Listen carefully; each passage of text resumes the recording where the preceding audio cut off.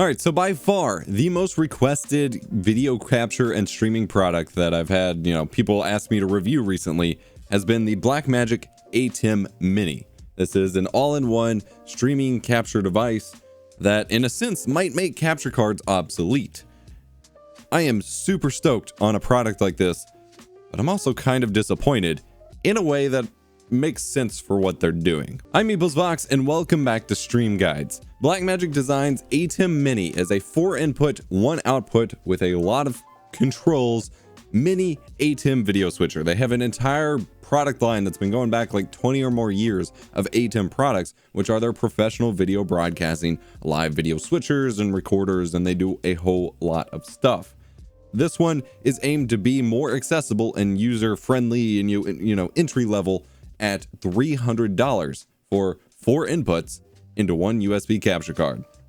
This is a pretty compelling offer, and like I said, it's been one of the most requested topics that I cover on the channel, and this video is going to get a little weird because I have 3 different screen recorders going with 4 different cameras, most of which are set up for color grading, one of which is an Xbox, of course, and I don't really...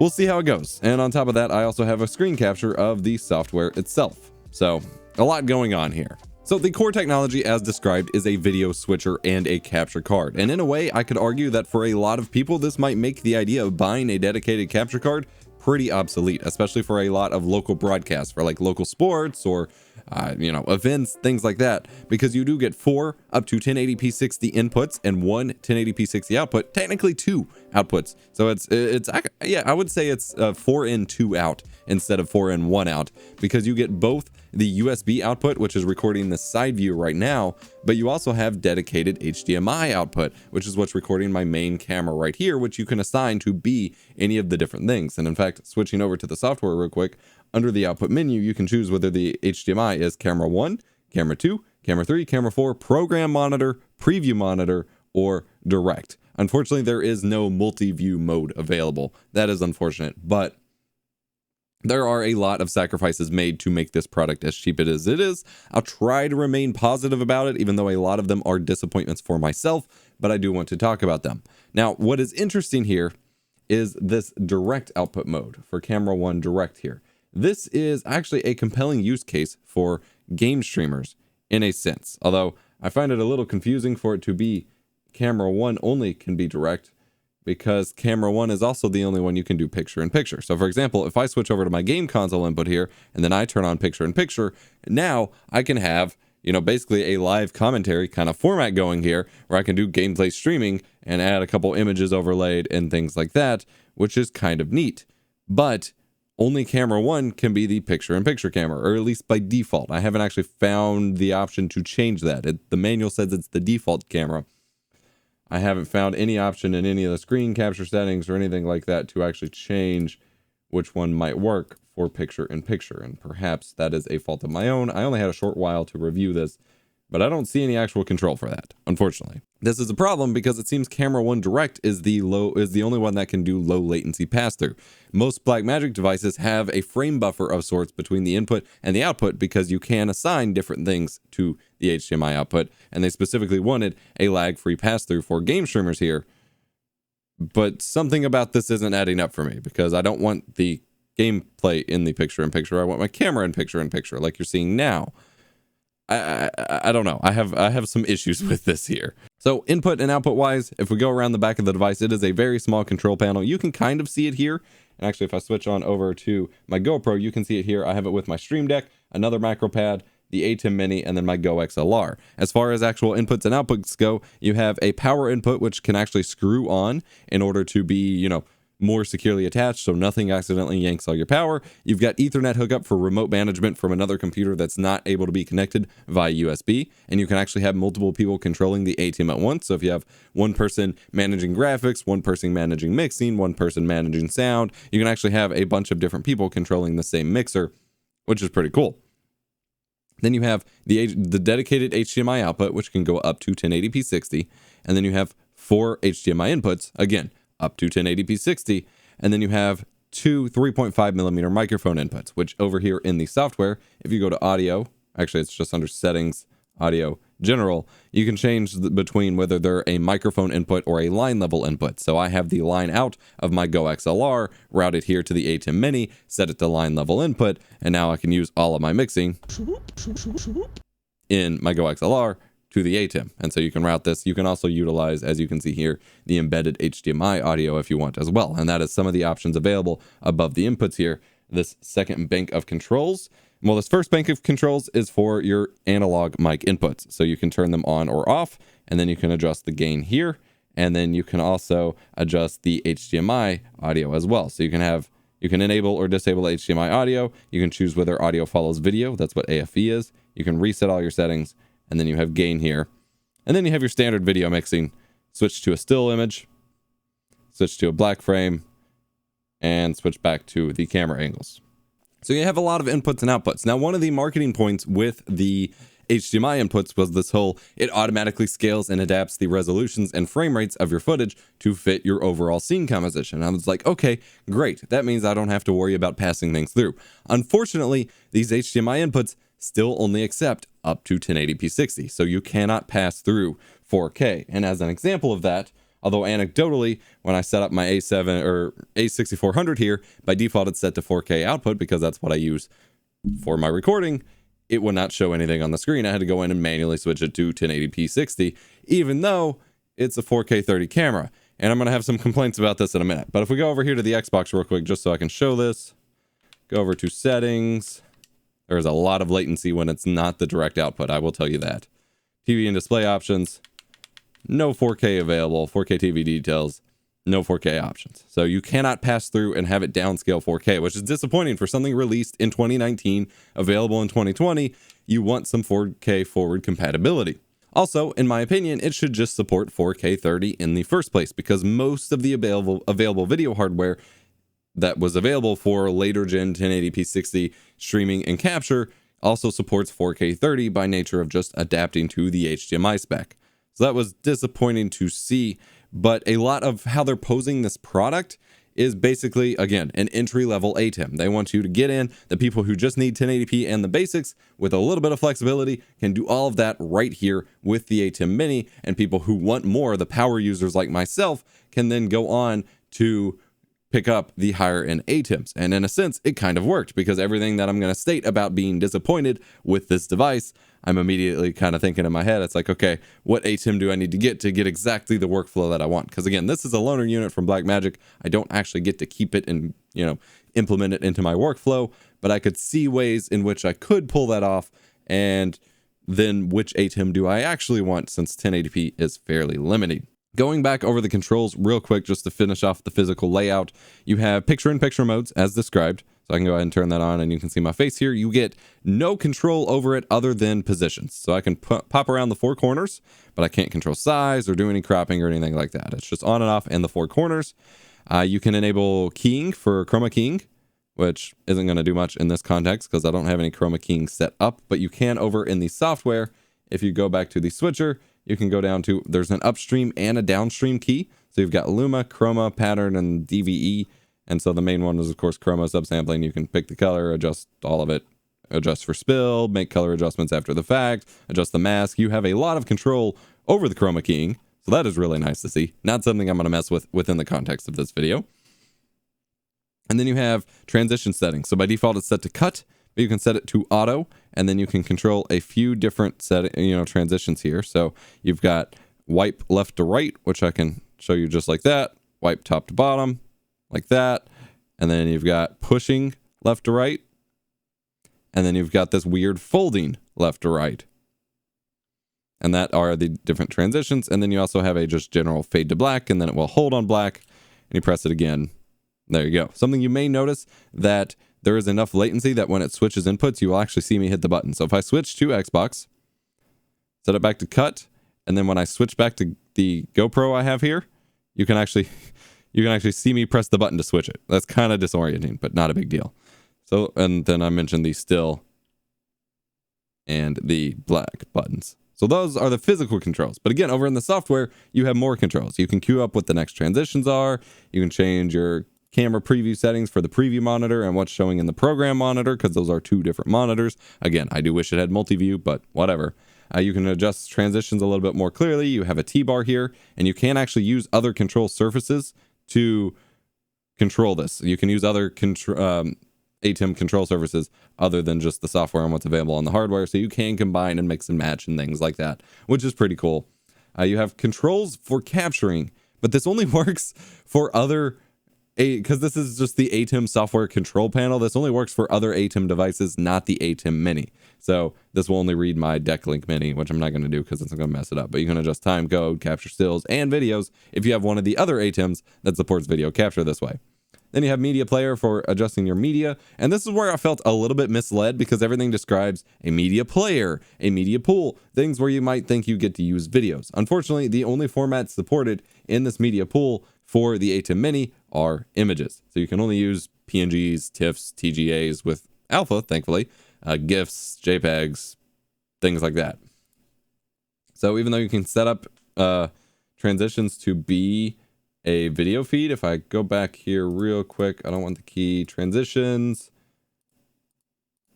Oh yeah, you have some other wipes you can set up as well, and some dips.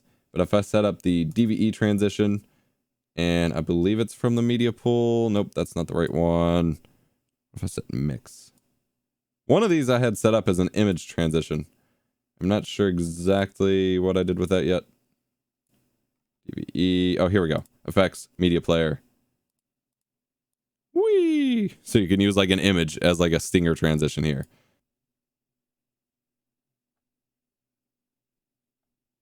It's a little jerky. You know, it doesn't do the full cycle, but it's kind of cool if that's something you're interested in implementing. But again, I do wish media or, you know, video files were supported, but again, they're limited by what's available on the physical device here, and that's when they want you to upgrade. But what is really cool is these images do save to flash memory on the ATEM Mini itself, so you will be able to use it.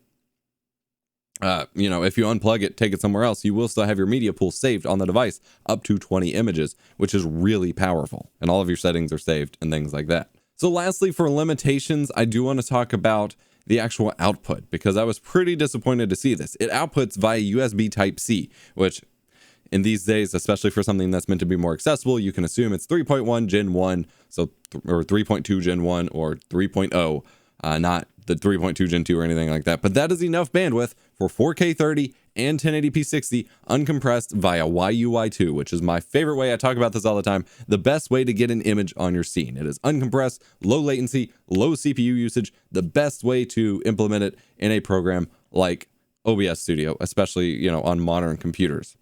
Unfortunately, if I switch over to a screen capture here, and I'm not entirely sure how I want to do this. Actually, we'll just do it this way. If I switch over to the screen capture and go to the device properties for this, it shows up as just BlackMagic Design. It does not show up even as an actual BlackMagic device source, which is how I typically add my DeckLink. It is a dedicated plugin that ships with OBS. It is not read as an actual BlackMagic API device. It is a video capture device. If I go into the properties for it, you know, you have all the typical setup, 1920 by 1080, 5994 or 1080p 30. The only video format is MJPEG, which I guess I understand if they want to make it super lightweight for on the fly for laptops or something to just push it upstream. But when you have to, you know, the MJPEG is useful for Skype, for Discord, for streaming programs that don't recompress your video.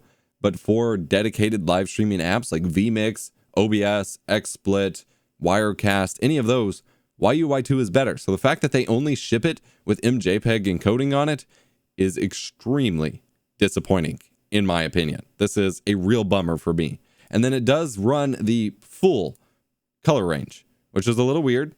It's mostly fine, but you can see here, if I set it to partial, everything gets really punchy and dark. And I ran into an issue with this. By the way, you have to manually choose custom audio device in OBS here in order to use it. That's fine, but do take a note if you don't get your audio. That's why.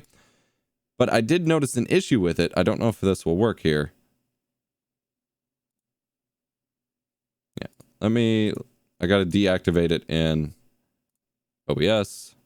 So if you try to use it in a normal program, and this may be the case with Skype, we can test this in a second, but with something like the Windows 10 camera app, this is way more punchy and contrasty than it's supposed to look.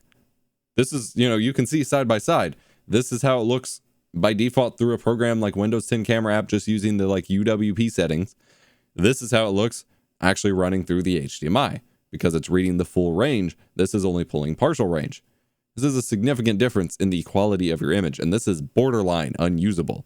It's really disappointing. I record a sample here so you can just see, how it looks blown up full screen, but this is not how this is supposed to look at all. Ugh. And in fact, I'm curious now, so I'm going to pull up Skype and just go to the video settings. All right, here we go. This is what I wanted anyway. Yeah, you can see even in Skype, it is super dark and punchy.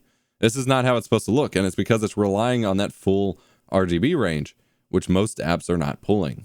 So this is really weird, and I'm going to submit it in email at feedback because I only just recently discovered this and hope that there's some way for them to fix it in the driver, or validate the apps to use I don't know. It's not supposed to look like this, and it's because it's putting out full RGB range, which frankly, it should not be doing. Nothing works well with full RGB range these days. And so that's really disappointing to see. So one part of the software that I didn't even touch on, because frankly, I'm not going to use a whole heck of a lot, is the macros. There's a whole menu here for you to set up and run dedicated and very detailed macros for actions to be played, such as showing up an image, activating a chroma key, swapping scenes. You can do all sorts of stuff. If I just add one here, record, you can actually record all the things that happen.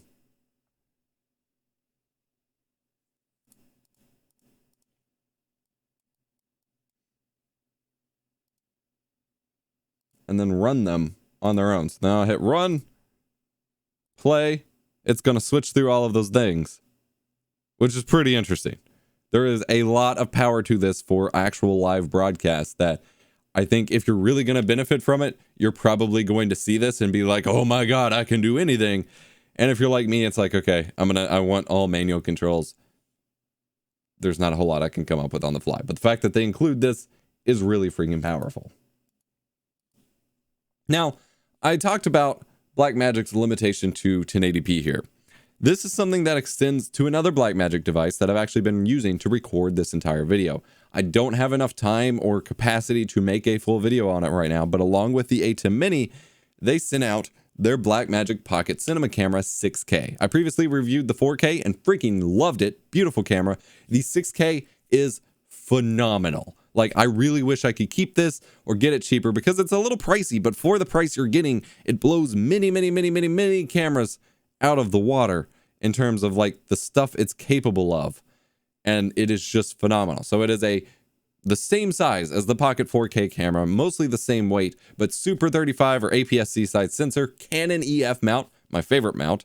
And so a much bigger sensor, decent low light performance, and a beautiful freaking image. Now, I will say up front that what you are seeing right now is not the best representation of how this camera can look, simply due to the fact that it is recording the film color grading mode outputted here to a traditional file that isn't going to be recorded as well. Typically, I have this set up to record in 6K in BlackMagic RAW, a freaking phenomenal codec. I've talked about that in my other videos, to one of these USB-C SSDs, so that I can use it. And I've used it for the A-roll for all of my videos for like all of December through January. And I've gotten so many comments about how freaking awesome it looks. Now, I will say BlackMagic sensors, I do use the Ursa Mini Pro as my main A-cam when I can.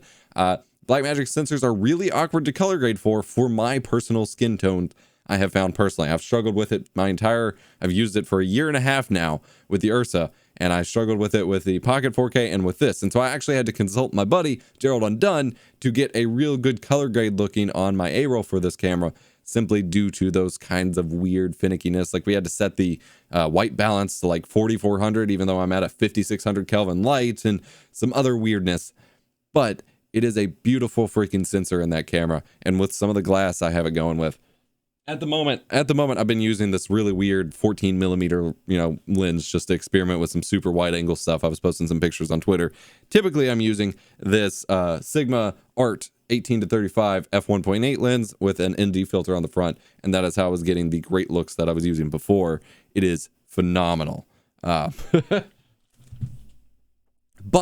back to my original point, a huge limitation, which I didn't even realize during my original Pocket 4K review, but the 4K, the 6K, and even the front SDI on my Ursa Mini Pro are all limited to 1080p 60, which is ridiculous in my opinion. All of these cameras should be outputting 4K 60. I see no excuse for that. HDMI 2.0 technology is well beyond, even just output 4K 30, and I would complain much less. But I find it a little unacceptable for them to only output 1080p 60. It's only really set up to be used as monitoring or in live environments, which is why they figured no one's streaming 4K. But as someone who typically has my main desktop cameras, like my Sony's and my Panasonic G7s, outputting at 4K 30 to my BlackMagic Decklink Recorder 4K, which is a card that is many years old at this point, still supporting 4K. The fact that they don't let you output 4K into these, and the fact that this thing is still so limited to 1080p, it's just really strange for me, and I'm super disappointed in that aspect. But again, this is to lead you into, to build you into finding out what your needs are for a big, for a big boy ATEM switcher.